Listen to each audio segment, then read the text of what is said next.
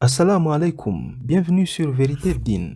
L'armée israélienne a reconnu être confrontée à de nombreux défis dans sa guerre contre la résistance palestinienne. Le chef de Tsahal, Herzi Halevi, a admis que les combats sont complexes. Cette déclaration intervient alors que la résistance palestinienne continue de bloquer toutes les tentatives de Tsahal de progresser pour contrôler toute la bande de Gaza.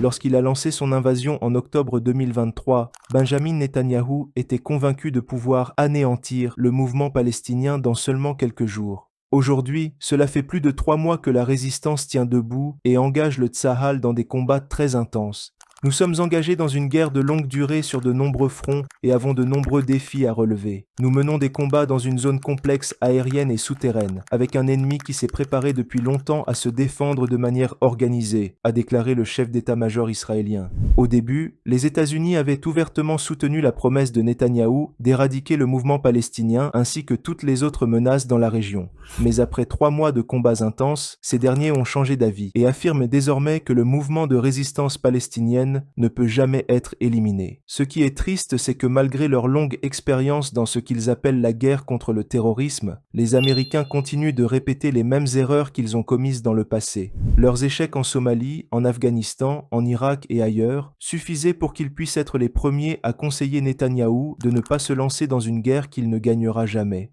Malheureusement, la tentative israélienne de gagner la guerre a coûté la vie à plus de 23 300 personnes innocentes dans la bande de Gaza, dont la plupart sont des femmes et des enfants. Merci beaucoup. Assalamu alaikum.